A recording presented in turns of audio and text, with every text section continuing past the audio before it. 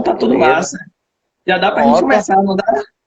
Pronto, eu cheguei agora, então eu queria dar boa noite aí, né, para todo mundo que está aí participando, os alunos de Rodrigo, Rodrigo, meu colega aí querido, época de faculdade, fizemos juntos graduação, pós-graduação, e para o pessoal que está chegando aí, meus colegas, meus amigos aqui de rede social também, né? Apresentar aí Rodrigo. Como eu já falei, né? Rodrigo é mestre em literatura, né? Estudamos juntos, é autor também, professor e daí por diante e tá aí para somar, né, cara? Fazer o certo pelo certo aí, tudo em prol da boa cultura e da boa educação que cada vez mais estamos precisando, né? É isso Beleza. aí. Para os meus alunos, amigos, todos que estão aqui na rede, este é Elton Magalhães. Elton Magalhães também é mestre em letras, né, na nossa querida Universidade Federal da Bahia. Eu lembro dos tempos de intervalo, dava um intervalo na aula, eu e Elton ia ali resenhar, bater um papo, e É coisa isso aí. boa, tanto na graduação quanto no mestrado. Elton também, poeta, cordelista, e aí eu preciso destacar que é um dos grandes nomes da cena baiana, eu diria brasileira, do cordel. Né? Olha, Onde se tem cordel, Elton está aparecendo por aí, com os grandes cordelistas, narrando, poetizando, os grandes momentos aí, eu tenho acompanhado os cordéis de Elton, então muito bom, Elton, muito bom esse bate-papo, a gente retomar o nosso encontro, né? Que já faz tempo que a gente não se vê na tem muito universidade. tempo. E eu fico muito feliz, então, porque a gente se encontra no momento para falar de literatura, para falar de uma coisa que eu acho que nos salva, né? Eu acho que a arte, nesse momento de pandemia, as pessoas têm se dado conta da importância da arte nesse momento, do cinema, da literatura, da leitura. Então, para mim, é uma satisfação imensa a gente, num momento como esse, parar para falar um pouquinho sobre literatura. Exatamente. Muito É, bem. hoje é dia 2 de julho, né? Então, vamos começar essa live da gente, que vai falar de cordel. Eu já quero te Opa, provocar para falar sobre esse momento que nós estamos vivendo, que é um feriado que já passou relativamente, mas ainda é um momento muito importante, 2 de julho, né? Independência sim. da Bahia, e a gente sabe o significado nacional deste momento, né? De 2 de julho. Então, eu vou convidar aí você para já chegar mandando aí todo o seu talento, né, e os seus versos Ó, para mim.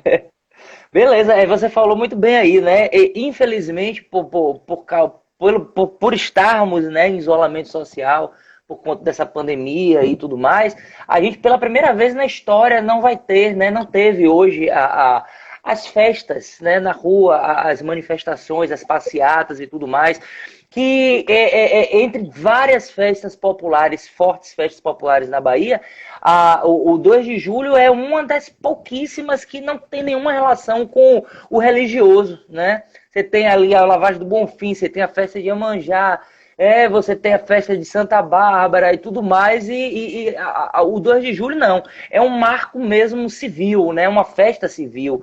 E, infelizmente, pela primeira vez na história, desde lá, né? Desde de 1823, 24 para cá, é a primeira vez que nós não temos essa passeata aí.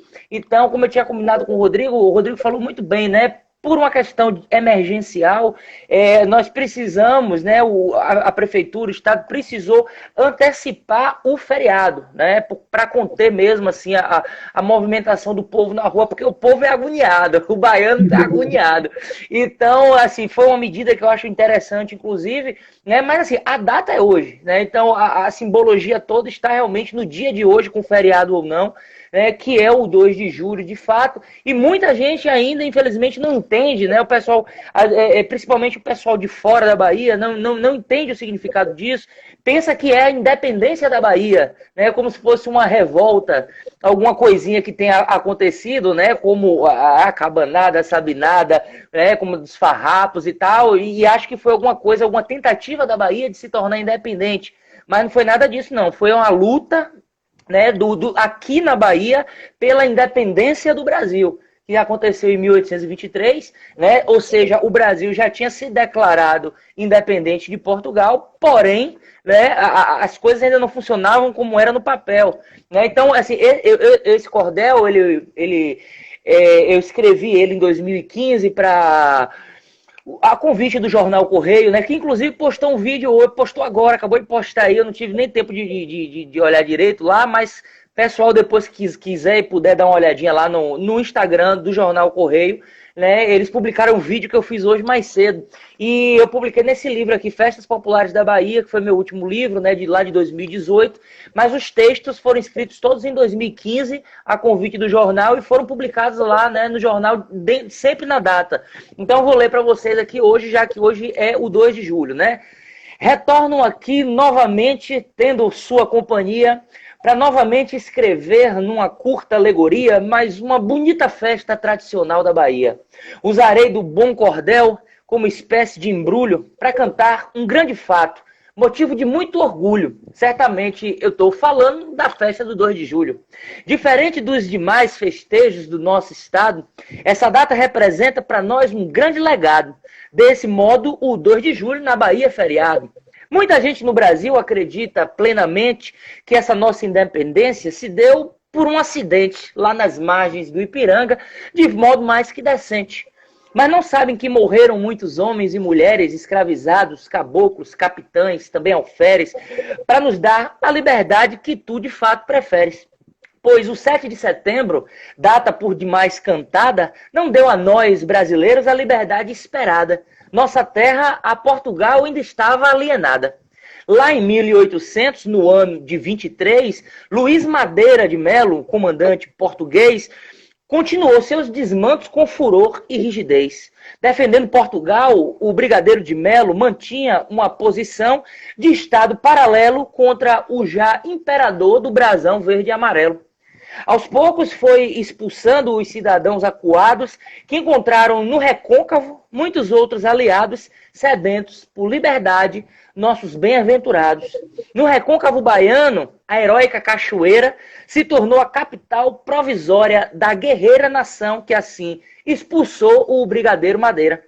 Muito nome importante da história ficou marcado. Labatu, João das Botas, Miguel Calmon, nomeado adiante Marquês de Abrantes, deixaram um bom legado.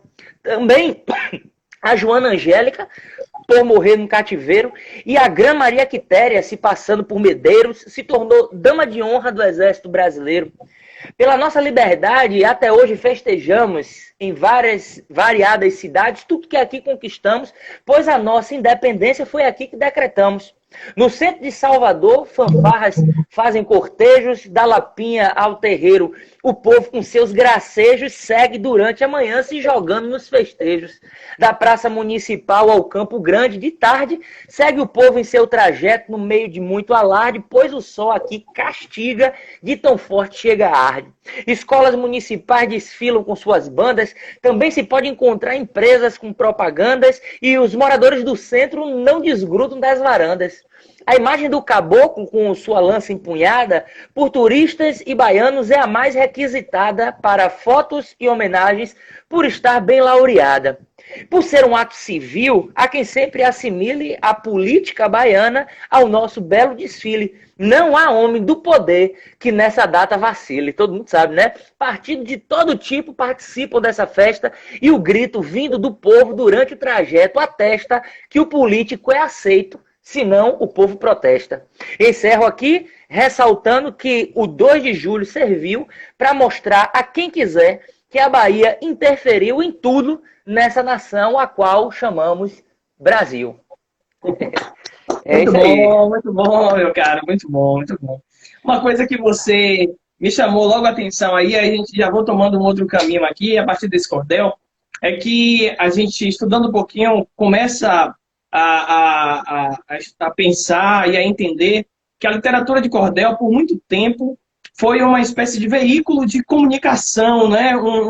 Um instrumento literário, um instrumento artístico, mas também de informação, como aquele cordelista que está ali na feira contando as novidades, brincando com as coisas. Então você chega com um cordel como esse para remontar a história, né, para contar a partir do seu ponto de vista enquanto cordelista. Então, eu acho isso genial, maravilhoso. Massa, exatamente. Eu queria aproveitar, então, para pedir a você, porque eu sei que eu tenho aqui alunos, nós tivemos algumas aulas sobre literatura do sertão nordestino, sobre essas culturas que têm influência da cultura indígena, das culturas indígenas, das culturas africanas, e também tem um resquício dessa cultura medieval portuguesa, ibérica. Falamos sobre tudo isso, falamos sobre movimento armorial com esses estudantes, mas eu sei que tem gente aqui também na live que não conhece a literatura de cordel, que não sabe o que significa. Então, eu queria pedir para você, enquanto cordelista, como traçar, como falar da literatura de cordel de um modo fácil para essas pessoas, para que elas entendam o que é, como funciona, qual é a estética e a história da literatura de cordel. Maravilha, é uma missão difícil, viu? Primeiro porque o tema é muito amplo, né? Você já apontou aí vários caminhos. E para além disso, eu falo demais, eu falo bastante. Então, se eu não conseguir parar aqui, você me avisa. Primeiro, Rodrigo. Eu vou te interrompendo. Pronto, beleza. Primeiro, Rodrigo, é o seguinte: a literatura de cordel, ela está dentro desse universo que a gente chama de literatura popular. Então, a literatura popular, ela existe no mundo inteiro. Você falou muito bem aí de uma relação ancestral com a poesia da Idade Média, a poesia trovadoresca, por exemplo, que surge ali na região da Provence, na França, e vai para a Península Ibérica. Quando chega na Península Ibérica, e claro que há várias questões aí nesse entremeio aí, dentro do processo histórico, mas o termo mesmo cordel, literatura de cordel, ele vem de Portugal mesmo, para cá, chega aqui junto com os nossos colonizadores desde o início do nosso processo de colonização. Porém, o cordel que era produzido lá em Portugal, dentro desse processo mesmo de ser exposto em feiras, em praças públicas e daí por diante, não corresponde muito bem ao cordel, a literatura de cordel que nós conhecemos aqui no Brasil, que se formou aqui no Brasil. O cordel de Portugal era o cordel do cordão mesmo, esse cordel que a gente conhece, é você pegar uma corda e pendurar lá o texto. Eita, esculhambei aqui. Pendurar o texto e tudo mais, e só que assim, os textos de cordel produzidos lá não eram textos completos, muitas vezes eram adaptações de histórias já tradicionais, um Dom Quixote, um Bocage, por exemplo, daí por diante, eram chamadas as folhas volantes, às vezes era apenas uma folha de papel, tudo mais. Aqui no Brasil ele foi ganhando outras formas, apesar do nome ter se solidificado, e ele se transformou no que a gente conhece hoje como esses folhetos. Então, o cordel aqui no Brasil também é chamado de folheto. E quem tem grande importância nesse processo aí, a grande participação disso aí, se deve ao poeta Leandro Gomes de Barros, que é um poeta paraibano de meados do século XIX, E o Leandro Gomes de Barros, a partir ali de 1880, depois a gente começou, montou uma humilde tipografia e começou a rodar esses folhetos simples, folhetos de produção simples, de produção barata, certo? E por isso mesmo dava acesso a pessoas das classes populares a terem esse tipo de material, que servia muito para o lazer, é importante dizer isso, porque a gente está falando aí de um período que não existia televisão, internet, rádio, nada disso, eletricidade, como até hoje ainda tem algumas cidades nas entranhas do Brasil que não tem eletricidade. Nessa época nem era indiscutível. Então o texto em cordel servia para que as pessoas chegassem em casa, se reunissem com as famílias, e tudo mais, compravam esses folhetos nas feiras, dias de feira, dia de domingo e tudo mais, e fazia essas leituras entre família e daí por diante. Ô, e aí entra uma questão, diga. Eu pesquisando, eu também me deparei, porque eu não conhecia, eu conhecia alguns nomes, Bully, alguns nomes da literatura de cordel, o Patativa, mas não conhecia o Leandro, até que eu fui pesquisar e descobri a importância do trabalho dele, Eu me dei conta de que, por exemplo, um texto que muita gente conhece de Ariano Suassuna, O Alto da Compadecida, e eu vi o Ariano falar que ele compila textos, E aí eu te pergunto, o Leandro Gomes de Barros, tem alguma coisa específica na literatura de cordel dele? Ele falava sobre todos os assuntos. É isso. Para começar isso, Leandro Gomes de Barros é o pai da literatura de cordel brasileira, certo? Ele é o pai. Ele é o primeiro cordelista a produzir textos de cordel nesse formato de folhetos em grande escala, né? Além disso, Leandro Gomes de Barros ele tinha essa característica de escrever muitos textos que, além de alguns adaptados, né, da tradição ibérica,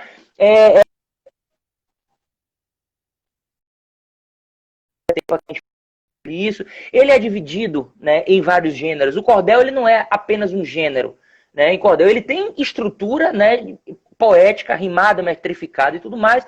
Só que é possível, como você bem pontuou, falar sobre tudo a partir da literatura de cordel.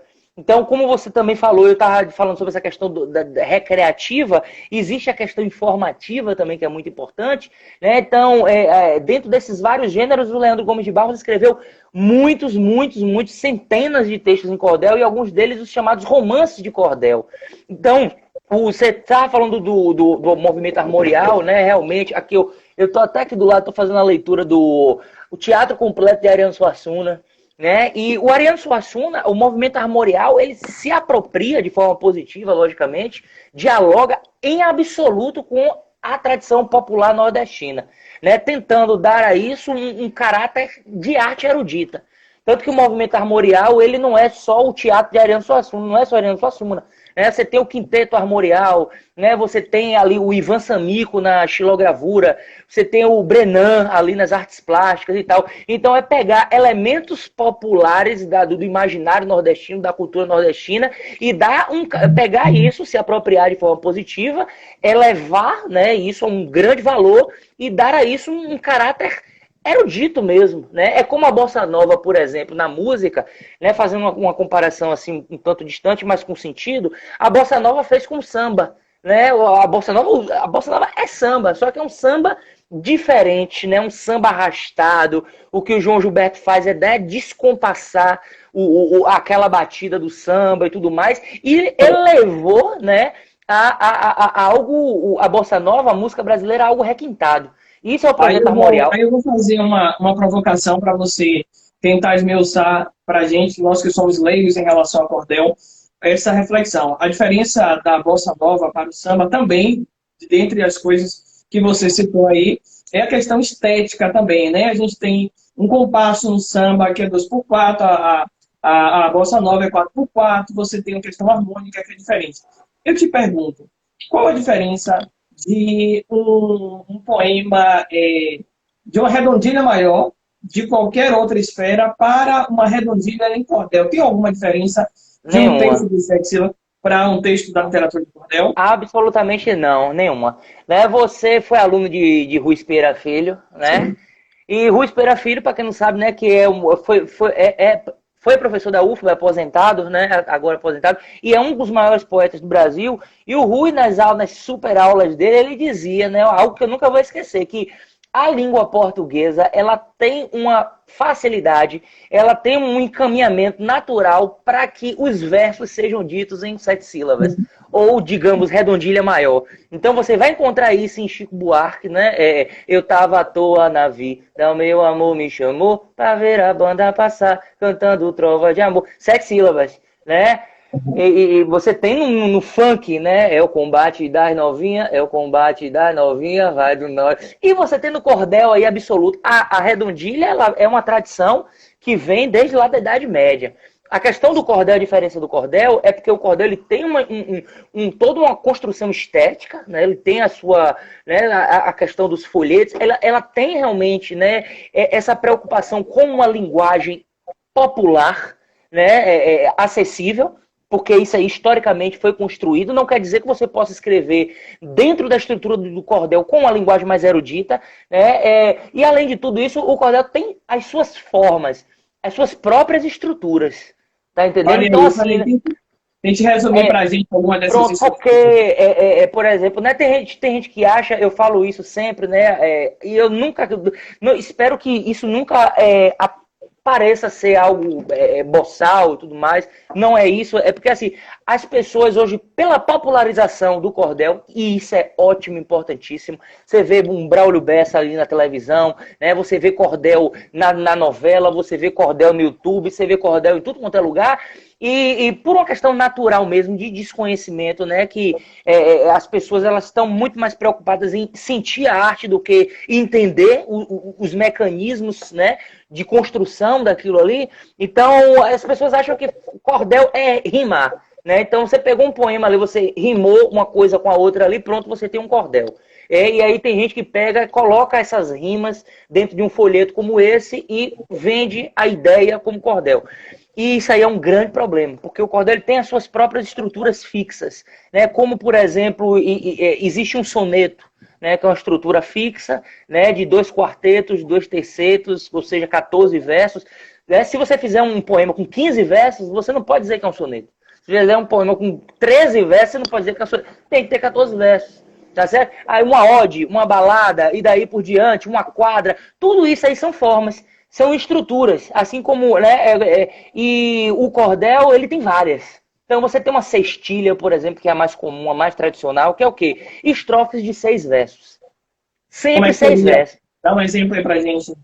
Sou um poeta do asfalto, mais que afeito ao azedume, citadino, rotineiro, medianos por costume, os meus versos são borrados com muita graxa e betume.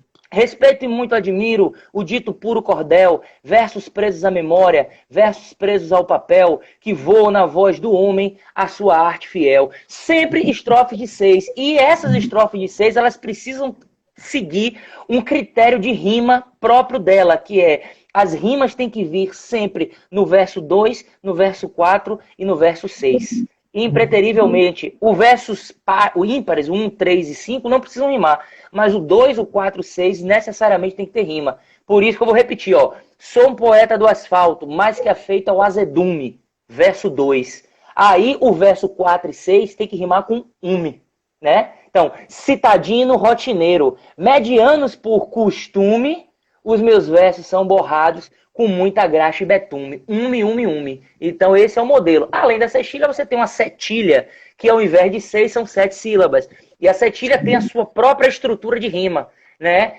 É um verso a mais, então, assim, você tem uma estrutura de rima diferente. Aí você tem as décimas, que são estrofes de 10 versos. Você tem o martelo galopado, galope à beira-mar. Então, assim, são várias estruturas, né, dentro desse universo que a gente chama de literatura de cordel, tá entendendo? Além Elton, dessa... Oi. só para ver se eu aprendi aqui direitinho, né? Então a Ah, gente tem o verso 2 rimando com o 4 e depois com o 6 também. as rimas pares, exatamente. Eu não sei se você conhece esse cordel que eu vou ler aqui rapidinho para você. Inclusive, você Ah. me fala em relação que eu tenho essa dúvida. Se existe uma leitura correta também, uma pulsação para essa leitura, né? Já que o cordel tem uma interseção com o repente, com a música. Veja se você conhece esse cordel que diz assim, ó. Meu grande amigo Barreto, criatura Ah, benfazeja, referência em cordel que sobretudo lhe seja, aqui te faço um convite, aceitas uma peleja?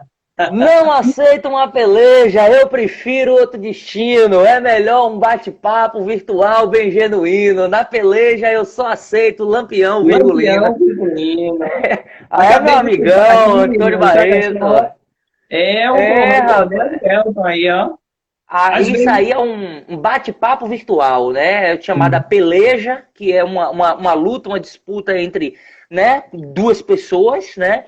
E aí, só que a peleja ela tem uma estrutura própria também, que vai avançando, né, no número das estrofes e tal. E aí o Barreto, né, eu chamei ele para peleja e aí ele transformou num bate-papo virtual. Então isso aí a gente foi escrevendo pelo computador. Eu mandava uma estrofe, ele mandava uma estrofe, e isso é Massa. uma das formas também do texto em cordel. Me fale sobre isso. Tem ritmo da leitura? Tem alguma dica, alguma coisa? É isso mesmo? Isso é o de menos, né? Tudo é a prática, né, Rodrigo? Então você tá ali, né? Se você tá muito acostumado com leitura de poema, você vai criar o seu próprio estilo, né? Isso. No cordel, por exemplo, quando as pessoas ouvem falar em cordel, elas geralmente relacionam a um sotaque nordestino, né? Sim, Isso é uma sim, questão sim. interessante, né? Que a gente provavelmente vai falar adiante.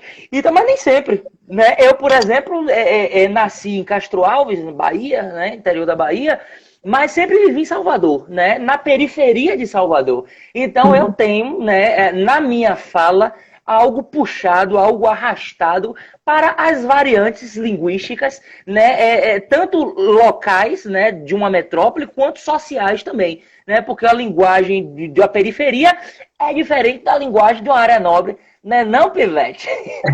Muito, muito interessante você falar isso. Só para você entender, quando eu falei desse bate-papo sobre literatura de cordel, alguém disse assim: pô, que massa, porque eu vou ver alguém falando com aquele sotaque do interior. Tá vendo aí? Como as Se pessoas quiser, já. eu falo. É, Eu porque queria. eu tenho uma brincadeira, entendeu? Sim, Esse poema que eu falei uma parte agora, né? De Sou um Poeta do Asfalto, né? Que eu falo um pouco justamente sobre esse tema, né? De que como existem hoje poetas que são mesmo crias da zona urbana, né? Das áreas urbanas do Brasil, e que não tem nenhum apego realmente com essa questão da fala. E eu tento me apresentar e pedir licença aos grandes poetas, né, justamente falando disso. Aí tem uma parte que eu digo assim: respeito e muito admiro o dito puro cordel, versos presos à memória, versos presos ao papel, que voam na voz do homem à sua arte fiel. Aí eu digo: eu também queria ser poeta de interior, que canta como quem fala, sem se esquecer do rigor, que animal chama animar e a flor chama fulô. E daí por aí vai, né? Uma brinca... Aí depois eu volto a falar normal com o meu sotaque muito bom, soteropolitano. muito bom, muito bom. É interessante isso, né? Porque às vezes a gente tem a ideia de querer aprisionar a arte a uma variante linguística, a uma perspectiva, e a gente sabe que a arte não está aí para ser aprisionada de forma alguma, né? Cordel se Agora sim, tem gente que quer assumir isso, né? E eu acho interessante. Super. Por mas exemplo, você pega. Ah, aí fale. eu começo a te fazer essa pergunta para a gente começar a caminhar por isso, porque nós sabemos Sim.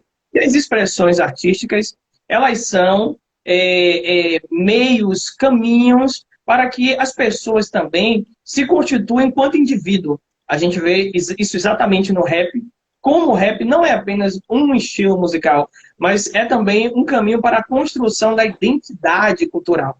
Né? A gente percebe como Stuart Hall nos fala sobre isso, né? Sobre essa construção da identidade e que se dá também a partir da arte. Eu vejo isso nitidamente na literatura de cordel.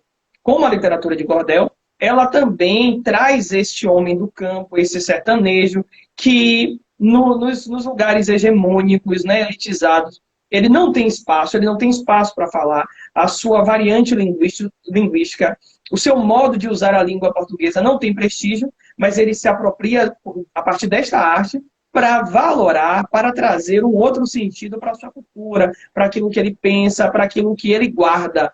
Então, eu queria que você falasse sobre isso. Como é que você vê essa literatura de cordel, agora não no sentido da renovação, mas agora voltando à questão mesmo tradicional de como o homem do campo se apropriou da literatura. E aí você pode citar alguns cordelistas que, a Pronto, partir beleza. disso, ele se constituiu enquanto poeta, enquanto sujeito e por aí vai.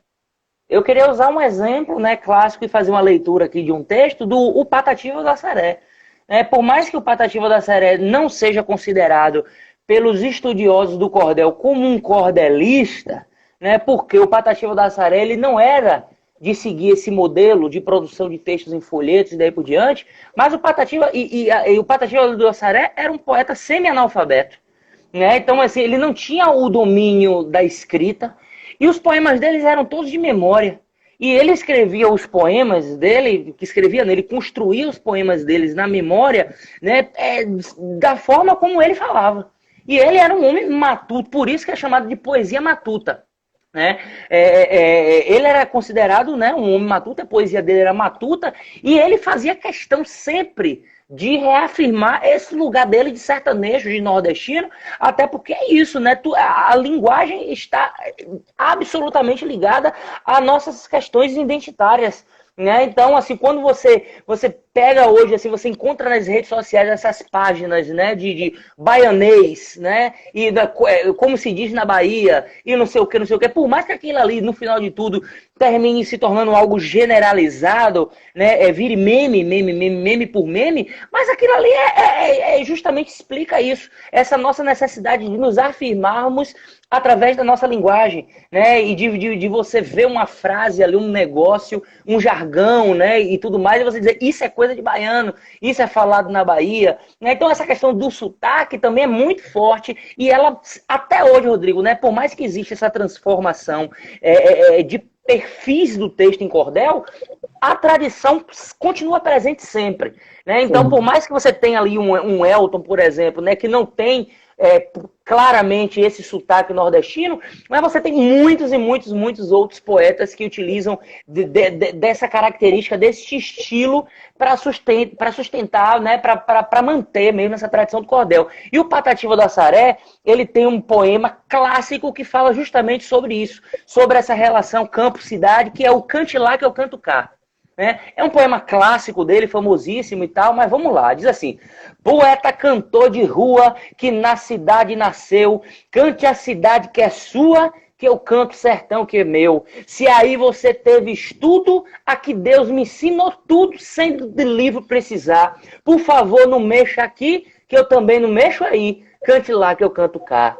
Você teve educação, aprendeu muita ciência, mas das coisas do sertão não tem boa experiência. Nunca fez uma paioça, nunca trabalhou na roça, não pode conhecer bem, pois nesta penosa vida, só quem provou da comida sabe o gosto que ela tem. Pra gente cantar o sertão, precisa nele morar, ter almoço de feijão e janta de mucuzá, viver pobre, sem dinheiro, socado dentro do mato, de apregata com relepe pisando em riba, de estepe brocando a unha de gato. Você é muito ditoso, sabe ler, sabe escrever, pois vá cantando seu gosto que eu canto meu padecer. Enquanto a felicidade você canta na cidade, cá no sertão eu enfrento a fome, a dor e a miséria, pra ser poeta de vera, precisa ter sofrimento. Sua rima ainda que seja bordada de prata e ouro, pra gente sertaneja é perdido este tesouro. Com o seu verso bem feito, não canto sertão direito, por você não o conhece, nossa vida aperreada, e a dor só é bem cantada, cantada por quem padece. Só canta o sertão direito com tudo quanto ele tem, quem sempre correu estreito, sem proteção de ninguém, coberto de precisão, suportando a privação com paciência de Jó, puxando o cabo da enxada na quebrada e na chapada molhadinho de suor. Amigo, não tenha queixa, veja que eu tenho razão em lhe dizer que não mexa nas coisas do meu sertão, pois se não sabe, colega, de qual maneira se pega num ferro para trabalhar, por favor, não mexa aí, no meio que eu também não mexo aqui, cante lá que eu canto cá. Aí, tem só para fechar, porque esse é um poema longo, né? Aí ele diz assim, ó, mas, olha que poético, né? Mas, porém, eu não invejo o grande tesouro seu, o livro do seu colégio, onde você aprendeu. Pra gente aqui ser poeta e fazer rima completa, não precisa professor, basta ver no mês de maio um poema em cada galho e um verso em cada flor. Eu acho isso de uma lindeza, né, maravilhosa. Isso mostra, Rodrigo, né, que a arte ela é algo nato do ser humano. Né? Sim, O Patativa do Assaré passava grande parte dos dias dele cortando mesmo mato, né, na roça, trabalhando.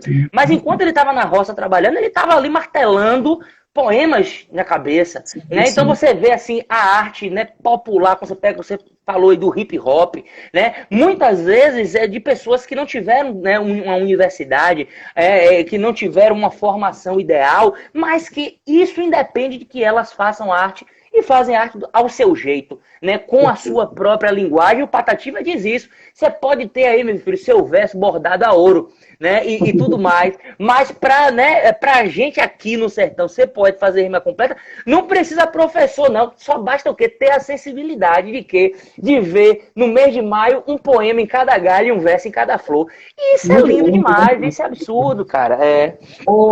Muito lindo. Eu vou te fazer uma pergunta. Eu quero falar sobre a questão também de como ainda nessa linha, né, de como essa poesia se articula politicamente. Patativa do Alçaré é um exemplo disso, né? Patativa já foi preso, inclusive, né, por chegar diante do prefeito da cidade para declamar cordel, denunciando os problemas da cidade, enfim. Mas eu queria também chamar a atenção de uma questão aqui, que é de como essa poesia se contribui também, como é que eu posso dizer assim, para uma arte que a gente percebe, para um elemento artístico que a gente percebe em diferentes artes no Nordeste. Eu vou tentar reformular a minha reflexão para você entender. Eu consigo ver na literatura de cordel, nessa poesia do cordel, algo em comum, por exemplo, na música de Elba Ramalho, na música de Geraldo Azevedo. Eu consigo ver aí, você já mostrando aí. Já vim preparado. Né? Mas eu consigo ver assim, algo, tem alguma coisa ali, um elemento nessa música. Olha aí, você aí. Eu vim todo trabalhado na ideologia hoje.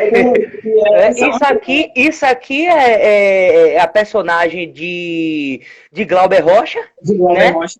Deus e o Diabo da Terra do Sol. Deus e o Diabo da Terra do Sol, exatamente. Antônio das Mortes. Antônio das Mortes. E isso aqui que eu trouxe, né? Justamente você falou de Elba Ramalho. E Elba Ramalho, ela tem uma música que é do Ivanildo Villanova, que é Nordeste Independente. Imagina o Brasil ser dividido e o Nordeste ficar independente. Eu até separei aqui para ler, caso, né, a gente consiga. E você falou aí tudo, né? Eu consigo ver isso. Fale sobre isso aí. Esse elemento poético, né? Esse DNA que perpassa pelo Nordeste que a gente não consegue explicar direito. Não é algo, por exemplo, eu diria que tem tanta força, eu vou dizer musicalmente falando, em Salvador, porque eu acho que a cultura negra, a cultura banto e iorubá, ela tomou posse, eu fico muito feliz em falar isso, né? Ela se apossou do território soteropolitano, mas em outros lugares da Bahia, a gente consegue perceber essa relação com outros estados do Nordeste. Comente sobre isso. Cara, exatamente. Assim, ó, em qualquer segmento da arte, desde sempre, na história do mundo, né, da humanidade, sempre houve essa apropriação dos elementos populares, né? Se você pegar, só para a gente falar aqui do Brasil, se você pegar a música de Heitor Villa-Lobos, por exemplo, né, a música erudita, mas a gente vai ver ali absolutamente entranhado elementos do popular brasileiro, tá certo? Do folclore brasileiro. Se você pega a Tropicália, então, nem se fala, né? Antes da Tropicália, a Bossa Nova, você já tinha ali, como é isso? O samba. A Bossa Nova é uma variante do samba. O samba é popular, né? Cartola é um grande poeta, analfabeto também, não teve escolarização, né? Mas nunca deixou de ser um grande poeta. A Bossa Nova vai lá e dá aquilo um caráter mais rebuscado, né? O movimento armorial é a mesma coisa. Eu não consegui falar naquela hora, mas eu queria só, é o mesmo tema. O Alto da Compadecida exatamente nada mais é do que uma compilação de histórias tradicionais que fazem parte da literatura popular do Nordeste, né? Então aquela coisa ali do enterro do cachorro é Leandro Gomes de Barros, né? Essa própria questão do julgamento, né? Do caráter religioso. O João Grilo é uma personagem tradicional dentro da literatura de cordel, né? O João Grilo não foi criado, o Matheus Nastergalli não é uma criação da Globo, não é uma criação de Ariano Suassuna, não. A figura João Grilo, ela já existe e ela aparece em textos de vários autores diferentes, de vários poetas diferentes. Então, o Chicó tem um pouquinho também de Pedro Malazarte, você não acha? Pedro Malazarte, o Chicó e o João Grilo, né? Ambos têm. Exato. E o João Grilo é uma variante do Pedro Malazarte também, só que vem da Europa. Né? Então é isso, Rodrigo. Em toda grande arte, né, quando ela consegue se enraizar, se fixar, ela acaba pegando elementos do popular. Né? Tem uma música de Gil que eu acho maravilhosa, que é Chuck Berry Fields Forever.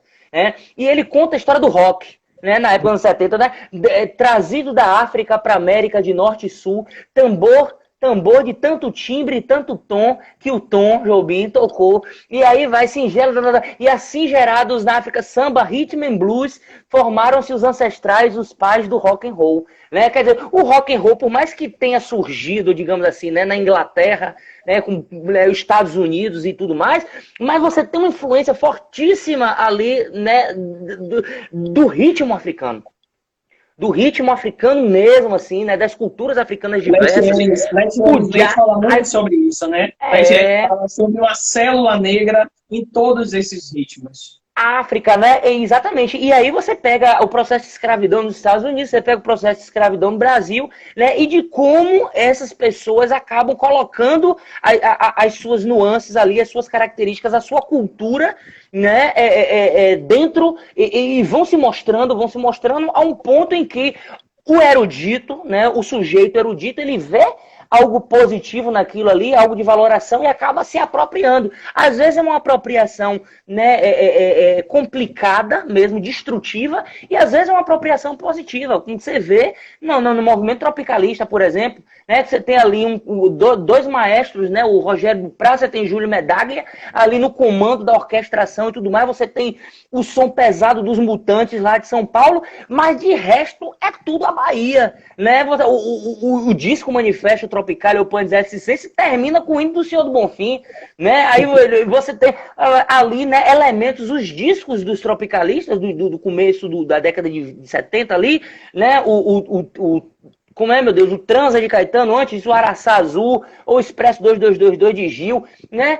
Cantiga de roda, né? Vamos embora pro sertão, ô viola, meu bem, ô viola, aqui eu não me dou bem, ô viola. É samba de Santa Amaro, é samba do Recôncavo, né? E você mistura isso com guitarra elétrica, né? E o Gil, bate macumba, bate macumba, oba, né? Um rock cantado pelos Mutantes, com o que a música só tem uma frase, bate macumba, bate macumba, bate macumba, mistura de Batman com macumba, né? E tá. Então, assim, isso aí não deixaria de ser diferente no sentido dessa apropriação para a literatura de cordel.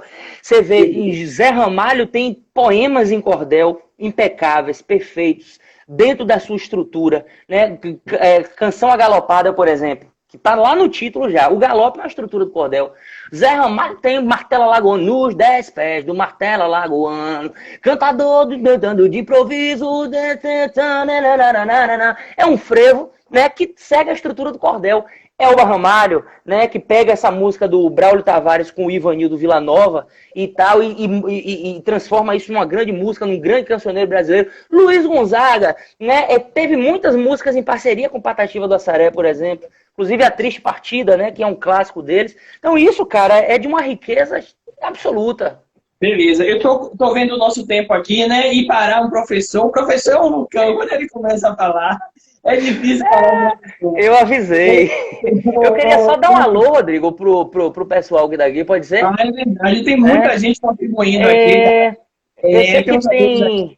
Mirela tá aí, Rodrigo tá aí, Rodrigo Magal, Mirela tá aí, né, minha amiga, abraço, Wanda, né, e fora isso eu não tô conseguindo acompanhar realmente porque a conversa aqui tá... Lobo participou aqui falando da música de Elomar Figueira, também, como tem Elomar é um mestre, né, eu vi aí o comentário. Aqui da música negra, todo mundo aqui participando. Eu vou aproveitar aqui o nosso tempo para te levar para a questão que ficou muito forte, né, em 2014, que foi esse retorno com força do preconceito contra os nordestinos. Nós sabemos que, depois que o Rio de Janeiro passou a ser a capital do Brasil, o Nordeste parece que foi abandonado às traças, e o final do século XIX e o início do século XX foi essa evidência de que a gente viu praticamente um território no Nordeste brasileiro, sobretudo longe das capitais, nos interiores, uma idade média tardia, né? Que você tinha ali um senhor feudal na figura de um coronel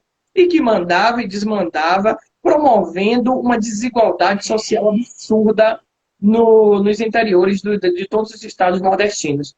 E a gente sabe que isso vai gerar vários problemas, várias sequelas. O poder paralelo do cangaço, a gente tem a questão do combate à seca, à fome, a falta de água, tudo isso desencadeando num problema seríssimo para a população nordestina, né? Raquel de Queiroz flagrou isso bem em o 15, e Graciliano também, em Vidas Secas. Ou seja, o século XX inteiro é de um sofrimento tamanho para a população do sertão nordestino. E isso vai desencadear lá para os anos 60 e 70 num êxodo muito forte dessas pessoas para o sudeste do país, sobretudo para São Paulo.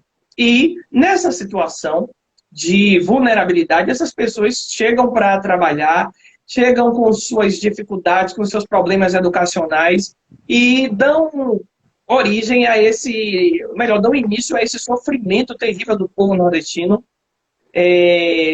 sofrendo preconceito em São Paulo, né? Tem um livro que eu sempre recomendo aos alunos do baiano Antônio Torres, que é o Essa Terra, que é esse depoimento angustiante de alguém que vai e não dá certo. Porque a gente só ouve as histórias de quem vai e dá certo, né? Mas Antônio Torres de quem não dá certo e volta para viver a tragédia, né, do fim da sua vida por aqui.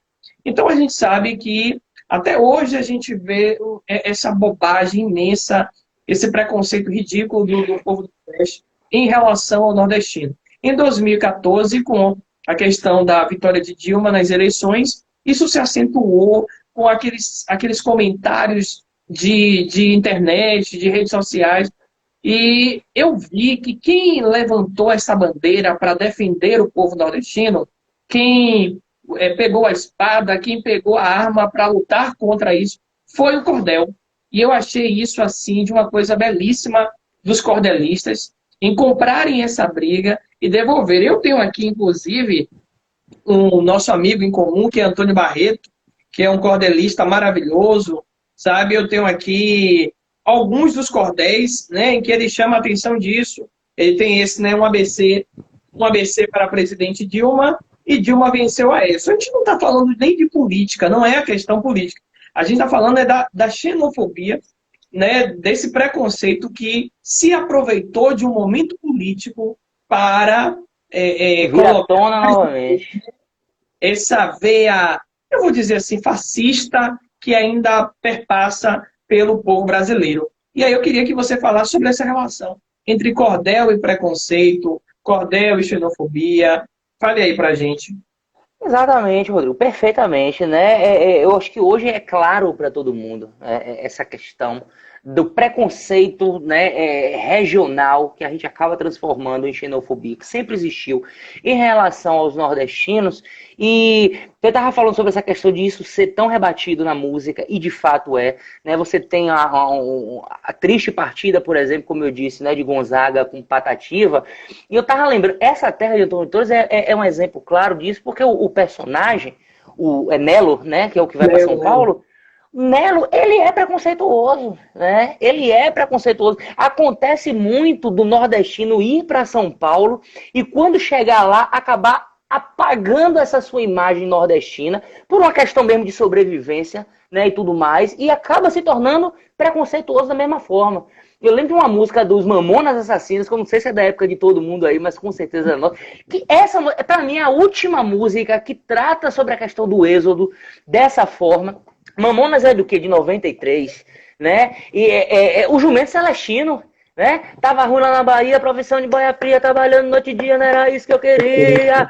Eu vim embora para São Paulo, eu fui no lombo do jumento com pouco conhecimento, enfrentando chuva e vento, dando os peitos fedorentos, até minha bunda fez um calo. Aí, chegando na capital, uns puta prédio legal, as minas pagando palma, meu jumento tava mal, precisando reformar, fiz a pintura, botei 4 ferraduras, troquei até dentadura e pra completa belezura, eu instalei o Rod Stack, que é o instrumento de som. Observe o sonho do nordestino, né? Ir migrar lá pro sul, chega lá aquele alumbramento com os prédios e as meninas ali, ele e o jumento. E aí vem, e observe que essa música é no ritmo do repente, né? Aí vem, né? Descendo com o jumento na movula, ultrapassei farol vermelho. Aí acontece um problema lá, ele se bate, né, no carro, saia voando, parecia um foguete, só não estourei meu corpo porque tava de capacete. Eu levantei, o dono da mula gritando, o povo em volta, tudo olhando, ninguém pra me socorrer. Fugi mancando, a multidão se amultuando e o povo todo gritando, baiano, você vai morrer. Aí a música mostra claramente assim, a xenofobia existente ali naquele momento. E aí qual é o grande finale da música? Que por mais que tenha esse caráter engraçado que o Mamonas Assassinas tinha, mas essa música é politicamente seríssima. Aí ele diz, né, depois desse sofrimento, a maior desilusão, para aumentar o meu tormento, foi-se embora, o meu jumento me deixou na prestação, e hoje eu estou arrependido de ter feito migração, volto para casa fudido, com um monte de apelido, o mais bonito é cabeção, né? E tal, ele volta arrasado, volta derrotado, né? E eu, quando na minha época que eu dava aula, eu tratava desses temas, eu costumava falar muito, né, de que como depois das últimas políticas públicas, né, governamentais mesmo, assim, é importante ressaltar, né, isso foi caindo, foi diminuindo, né? Se na minha época de criança eu tinha muitos parentes, tios e tudo mais que iam para São Paulo. Minha mãe, por exemplo, nasceu em São Paulo, é do sertão baiano de Castro Alves, mas nasceu em São Paulo na época, né, desses trânsitos. A gente está falando o quê? De 50 e poucos anos atrás, 60. Se hoje em dia, né, de 15 anos para cá, é muito difícil você encontrar, né, gente que passa por essa situação, como a de Nelo, por exemplo, do personagem de Antônio Torres, porque, de alguma forma, né, mesmo que não tenha sido suficiente, mas começaram a aparecer condições de vida aqui na região do Nordeste, né, como o caso, por exemplo, da transposição do Rio São Francisco, que leva água para outros cantos, luz elétrica, Bolsa Família e tudo mais, que fizeram com que as pessoas, o nordestino, aquele mesmo que passava fome, que passava sede, não precisasse ir para o Sul para sobreviver. Eles preferem ficar aqui hoje. E isso acabou construindo, mesmo que inconscientemente, vamos ser bonzinhos aqui, mesmo que inconscientemente, um ódio, né, no pessoal do Sul, porque quem era empregada doméstica lá no Sul? Quem é que lavava chão? Quem era que trabalhava em serviços gerais? Né, na mão de obra pesada? Nordestino.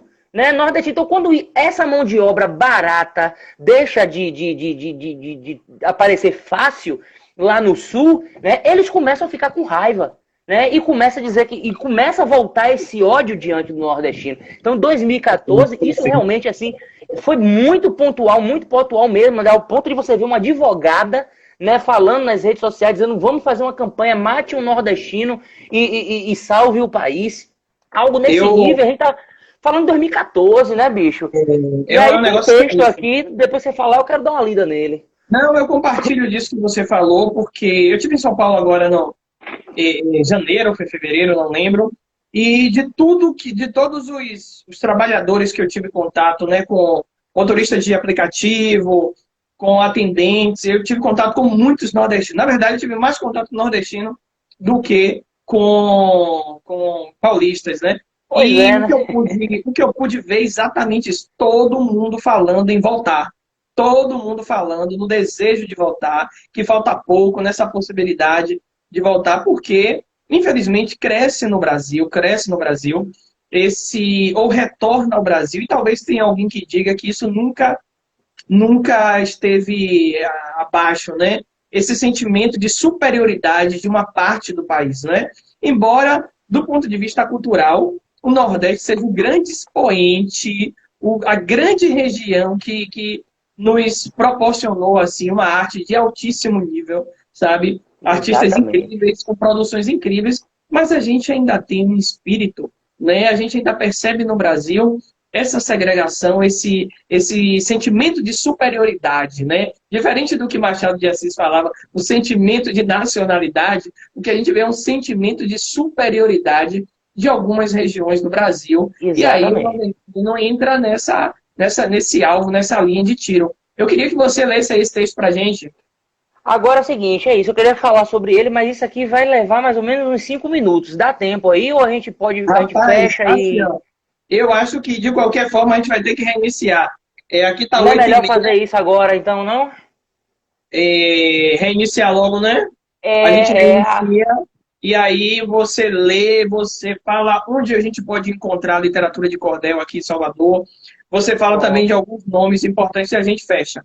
Beleza? Beleza, Vamos lá, gente. fechou. Vamos iniciar. Galera, fica aí, viu? Que Rodrigo entra, aí eu aceito aqui e a gente volta. Meu medo só é se eu apertar ali e encerrar e ele não me der a possibilidade de gravar. Será que ele dá a possibilidade de gravar? Não sei. Eu acho que dá a possibilidade de você publicar. Hum, vamos conversando e vamos deixar ele fale sobre esse texto aí. é, Não sobre o que tem nele, mas de quem é, onde foi, quando foi sim, publicado. esse texto é meu. Foi escrito lá em 2014, justamente trata desse tema, né? É um dos textos que eu mais tenho orgulho de ter feito. Na época ele teve uma grande circulação nacional, né? Através das redes sociais, porque eu publiquei ele, né? Nas redes sociais, YouTube, tudo mais. É justamente sobre isso. É uma brincadeira, na verdade, uma brincadeira seríssima, né, em relação a esse texto aqui, né? Imagina o Brasil ser dividido e o Nordeste ficar independente, toda aí essa xenofobia, né, escancarada, né? Ali o embrião, né, do fascismo que já estava sendo formado, né, e que só ganhou força e piorou, como a gente está vendo aí agora, né? Mas motivado por esse poema do Braulio Tavares com o Ivanildo Villanova, eu resolvi escrever um texto, né, justamente sobre isso. É um martelo galopado, né, só didaticamente falando aqui. O que é um martelo galopado? É um poema com a estrutura de 10 versos, estrofes de 10 versos, e cada um desses 10 versos tem 10 sílabas. Né? Vocês não precisam prestar tanta atenção a isso, é só a caráter mesmo de conhecimento. E uma característica do martelo galopado é que no final de cada estrofe ele sempre repete um ou dois versos. No caso do Ivanildo Villanova imagina o Brasil ser dividido e o Nordeste ficar independente. Tá vendo? Imagina o Brasil ser dividido e o Nordeste ficar independente. 10 versos, ele vai sempre repetir isso no final de cada estrofe, como é possível ver na música de Elba. No meu caso foi, pois tem gente querendo separar o Nordeste do resto do Brasil. E como o Rodrigo muito bem falou, né, às vezes uma tentativa, muitas vezes mesmo intencional e cruel, de esconder, de camuflar, de negar a importância, a contribuição, né, do Nordeste. E eu não falo só culturalmente, não, eu vou falar disso no texto aqui, mas também financeira e tudo mais. Né? A primeira capital do Brasil foi aqui no Nordeste. Nós temos grandes cidades aqui, grandes polos, né, e tudo mais. A gente tem Recife, por exemplo, né, que é uma cidade gigantesca, além de Salvador de ser a terceira maior cidade do país e tudo mais. E as pessoas, às vezes, acabam mesmo que querendo negar isso, né, por uma questão mesmo de preconceito e de se colocar num lugar acima. Né? E com essa questão da política, né, do acesso que foi dado, né, acesso mesmo de capital ao povo nordestino, né, e o nordestino deixou de se rebaixar, deixou de se humilhar por um pedaço de pão, né, e começou a ser mais exigente nos salários, né, no seu deslocamento para o sul, tudo isso começou. Né? Então aí o texto fala assim, e eu vou ler aqui para vocês agora, tá bom? Hoje em dia é comum a todo instante qualquer um se esbaldar falando asneira. Muitas vezes parece brincadeira de mau gosto, haja visto que é ultrajante. Uma corja de gente ignorante tem cuspido um latim de mais hostil que nos fere tal bala num fuzil, provocando quem nunca quis brigar, pois tem gente querendo separar o Nordeste do resto do Brasil. Os irmãos que de lá do Sul-Sudeste não aceitam a nova posição conquistada por todos do sertão e demais regiões do meu Nordeste, já demonstram de forma inconteste o seu ódio inconteste por qualquer ser humano no perfil cá de cima e querem tornar vil o direito que temos de votar. Pois tem gente querendo transformar o Nordeste no resto do Brasil. Vê se pode pensar tanta besteira os que querem a tal segregação. O Nordeste é o motor desta nação. Desde o início ele foi nossa porteira. Fato é, gente mais hospitaleira nestas terras, a garanto, ninguém viu. Muita gente importante aqui surgiu e essa história ninguém pode apagar. Mas tem gente querendo separar o Nordeste do resto do Brasil. Eu que sou nordestino orgulhoso, mostrarei aos do Sul nossa riqueza, partirei deste modo na defesa deste povo que em tudo é virtuoso. Desde já eu me sinto receoso, pois exemplos eu tenho a mais de 1000. Tentarei desde agora ser gentil e não queiram em nada se zangar, pois tem gente querendo separar o Nordeste do resto do Brasil. No Nordeste nasceu a capoeira, mestre Bimba e Pastinha aqui são mitos, O cordel, com seus temas infinitos, leva ao mundo este nome, esta bandeira. Nosso samba de roda, na primeira capital do país, foi que surgiu. A embolada para nós sempre serviu como festa para o povo se alegrar. Mas tem gente querendo separar o Nordeste do resto do Brasil. Nosso mestre maior, o Gonzagão, com seu fole arretado, fez história. Foi de fato a figura mais notória do Nordeste, cantou a tradição, transformou o forró, fez o baião, conquistou o país. Quem o assistiu não esquece do cabra varonil que um palco sabia dominar, mas tem gente querendo separar o Nordeste do resto do Brasil. O Caymmi também, o Jorge Amado conseguiram mostrar para todo mundo a beleza do mar, do azul profundo, a incomum e perfeita anatomia dessa gente que em tudo é alegria, dessa terra que igual nunca se viu, desse mar que Cabral não descobriu, que esperou nosso povo se formar. Mas tem gente querendo transformar o Nordeste no resto do Brasil. Nosso Chico Valente abriu espaço para diversos vinhedos no sertão. O cacau no Nordeste é tradição, temos cana-de-açúcar com melaço, Lampião, grande Marte do cangaço, foi poeta e histórias construiu, combateu muito algoz e resistiu sendo Marte para a história eternizar. Mas tem gente querendo separar o Nordeste do resto do Brasil. Zé Ramalho, Geraldo, Belchior, José Lins, Elomar, Graciliano, Glauber Rocha, Wally, Tom Zé, Milfano, pois aqui, meus irmãos, nosso pior bate em quem por aí se diz melhor. Uma terra que em tudo interferiu na nação como um todo. Sucumbiu frente aos fatos, é duro acreditar. Mas tem gente querendo separar o Nordeste do resto do Brasil. Por aqui tem pagode de verdade, tem a Rocha, Seresta, Lambadão. Nosso brega já sustentou Faustão. Nosso axé sempre deixa na saudade os que têm uma imensa afinidade com o melhor carnaval que já existiu. Pode ser um argumento infantil, mas é bom para todos ressaltar, pois tem gente querendo separar o Nordeste do resto do Brasil. Nossa bossa, a nova, o que seria ser o bruxo de lá de Juazeiro? Do Gilberto, João foi o primeiro que, cantando ao seu jeito, em calmaria, fez o mundo adorar nossa harmonia e os estates em tudo aplaudiu. Virtuoso que é, já conseguiu todo tipo de honra conquistar, mas tem gente querendo separar o Nordeste do resto do Brasil.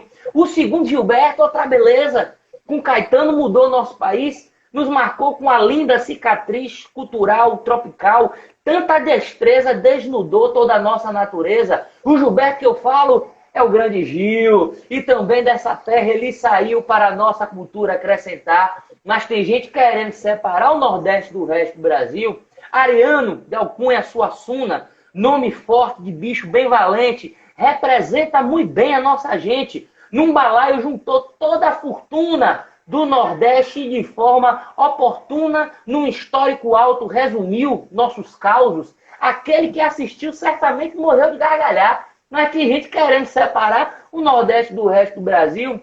Chico Sainz criou o Mangue Beat, do Recife também apareceu, Manuel, João Cabral, também Alceu, gente nobre, do povo e da elite. Não queria, mas vou dar meu palpite. Muito cabra daqui se transferiu lá para o sul, desse modo construiu uma terra diversa para morar. Mas tem gente querendo separar o Nordeste do resto do Brasil. Lá no sul, rock and roll é referência. Bem melhor exaltar o que é de fora. Meus amigos, vou lhes mostrar agora que no rock o Brasil tem descendência no Nordeste. Tem alguém que na essência se chamou Raul Seixas. E quem viu esse cabra mexer o seu quadril sabe bem nossa terra admirar. Mas tem gente querendo separar o Nordeste do resto do Brasil. O Luiz Grande Lula, presidente da nação, foi o cara que mais fez. Ele não fala nada desse inglês, mas mudou o perfil de muita gente. Nordestino que é, foi bem valente e um outro para aí já construiu. Nosso povo deixou de ser servil a quem sempre tentou nos explorar. Mas tem gente querendo transformar o Nordeste no resto do Brasil. Vou ficar por aqui, mas ainda resta muitas outras virtudes lhes mostrar. Meu chapéu serve aqui para afirmar nossa força. Um povo que protesta com seu voto nas urnas, só atesta que nem só de 1º de abril ele vive e que já desistiu de perante os do Sul se ajoelhar, pois tem gente querendo transformar o Nordeste no resto do Brasil. É isso aí. Muito bom, irmão. Muito bom, muito bom. Isso é um cordel seu, né, Elton? É um cordel? Sim. E eu Isso. começo, então, por aí te perguntando onde encontrar cordel. Me diga, onde alguém aqui que quer começar a ter contato, né? Eu posso dizer que eu encontrei os meus no centro da cidade. Ali no 2 de julho você tem vendedor com cordel, na Piedade. Você tem outros lugares para falar também, para indicar? Cara, então, velho, cada dia tem sido mais difícil, né? Essa comercialização do texto em cordel, principalmente por causa do avanço do mundo virtual, né? Então, eu, por exemplo, né, eu tenho alguns títulos meus, faço questão sempre, né, de estar transformando isso em folheto, às vezes vira livro, mas para você vender isso é um pouco complicado, porque um folheto de cordel desse é baratinho, né? Coisa de R$ 3, tem gente hoje que vende a 5. E você colocar isso, né, num lugar para a pessoa vender, o lucro que se tira disso, tanto para o poeta quanto para quem está vendendo, é mínimo. Né? Mas assim, isso aí, ó, o Cordel Bahia, né, parceiro, tá aí falando, né, um pouco sobre a Banca dos Trovadores. E Sim. existia eu acho que ainda existe, não tenho certeza, porque eu nunca mais fui ali para o centro, mas tem a Banca dos Trovadores ali no Mercado Modelo, que Você não está foi morando em formada. Salvador, né, Elton? Você não está morando Rapaz, em Salvador. eu tô numa correria doida aí pelo Nordeste, né? Maceió, Salvador, mas trabalho em Itaberaba. Aí quando sair da pandemia agora eu vou para Governador Mangabeira, mas assim, eu passo um tempo, uma parte do mês, sempre em Salvador. Né? E lá o poeta Rodolfo Coelho Cavalcante, né? Uma grande figura do cordel baiano, apesar de ser paraibano, né? Mas é uma grande figura do cordel baiano, ele montou essa barraca dos trovadores, a banca dos trovadores no Mercado Modelo. E que até um tempo atrás, na época da revitalização ali do comércio, do mercado modelo e tal, o prefeito ACM Neto quis tirar. Né? Então a gente fez uma manifestação, inclusive, né? Eu fui com a poeta Creuza Meira, o poeta Sérgio Baialista, e uma galera, a gente foi para lá, fez um ato simbólico, levamos um caixão, né? O enterro do cordel. Né? O Cordel Bahia está dizendo que infelizmente não existe mais, foi retirado por uma política do governo de Salvador. Exatamente, né? Na época da CM Neto. Depois de uma batalha, né, dos cordelistas, eles até liberaram um espaço, fizeram um pequeno palco ali na parte de trás do Mercado Modelo, e quem tomava conta ali era o poeta Paraíba da Viola. Né? O Paraíba da Viola, ele manteve aquilo ali por muito tempo, ele era poeta repentista, inclusive muitos dos meus folhetos ficaram lá, né, à venda lá e tudo mais. E infelizmente essa notícia aí, né? Mas eu acho que isso aí, para além da política, né? Eu acho que tem a ver mesmo com a questão da comercialização do texto em cordel hoje em dia, que é difícil, né? As pessoas veem muito assim como algo tosco, né? Digamos assim, e não se interessa muito. Eu, na minha parte, eu faço questão de meter tudo na rede social mesmo, né? E tal, antes de fazer, por exemplo, né, nessa época de pandemia aí, a gente teve a perda de uma grande figura da cultura brasileira, que foi Moraes Moreira, né? Morreu no dia 13 de abril. No mesmo dia e tal, eu escrevi um cordel em homenagem a Moraes Moreira, a chegada de Moraes Moreira no céu, né? E esse texto rodou o Brasil todo, né? E tal, e a gente do Rio de Janeiro mandou mensagem, foi publicado no jornal, né? E tal, e eu fiz a impressão do texto, né? Mas até hoje está lá encalhado na gráfica, porque eu não pude pegar e tudo. E só que o texto roda pela internet, né? Quem quiser hoje, por exemplo, você tem algumas banquinhas de jornal no centro, né? Como você falou aí. Antigamente tinha a Pérola Negra, que ficava ali em frente à Biblioteca dos Barris, né? E tem a Mídia Louca ali no Rio Vermelho, na rua na Ponte do Boi, né? Entrando ali pro Hotel Pestana, se eu não me engano, ali naquela rua, né? Que tem um restaurante japonês ali, o Mídia Louca, né? Então ali você ainda consegue encontrar algumas coisas, mas fora a banca de revista é difícil, cara. Elton, eu quero te agradecer, irmão. Que reencontro bacana da gente. Maravilha. Muito contente mesmo, muito contente. Gostei muito.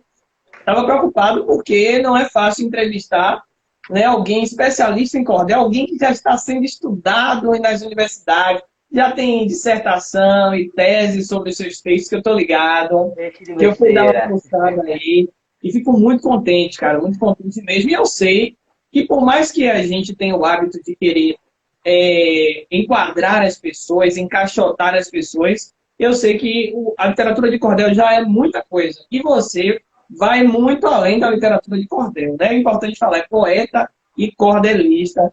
o seu repertório vai muito, muito além, né? Não querendo dizer que a literatura de cordel seja pouca coisa, mas, assim, eu fico muito contente porque você nos presenteou com falas maravilhosas, incríveis, e que eu vou guardar isso aqui, viu? Eu vou guardar isso aqui. Mário, eu que agradeço, meu irmão. Eu agradeço mesmo esse convite. Pode falar, pode falar. Gosto muito mesmo de falar sobre literatura de cordel, né? Então, sempre que estão me chamando, eu estou participando. Nesse momento, né, tudo pelas lives. Eu ainda estou me adaptando um pouquinho, né? Mas é isso aí, né? E eu parabenizo você também pela iniciativa, né? Esse contato, a gente está novamente, você também, você é um excelente profissional, né? E tudo mais. Conduziu super bem também aqui esse papo, trouxe pautas importantíssimas, pertinentes, interessantes, né? Pena que o tempo é curto e tudo mais, senão a gente ficar aqui falando até umas horas, viu? Agradecer a participação também aí, né? Bacana da galera, o pessoal do Cordel Bahia.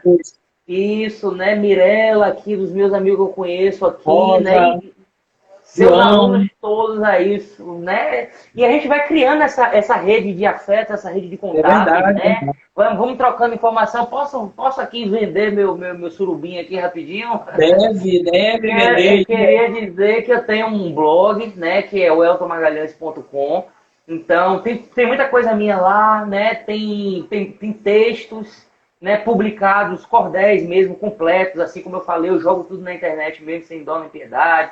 Então, tem entrevistas com grandes figuras do cordel, né, que estão lá, são menus, né? Então, tem sessão entrevista lá com Gonçalo Ferreira da Silva, que é o presidente da Academia Brasileira de Cordel, com o mestre Bulibuli, tem entrevista com um bocado de gente lá, né? Aí tem vídeos também, né? Participação, assim, de programa de TV, não sei o que, essas coisas todas. Então, assim, minha vidinha, né, mais ou menos...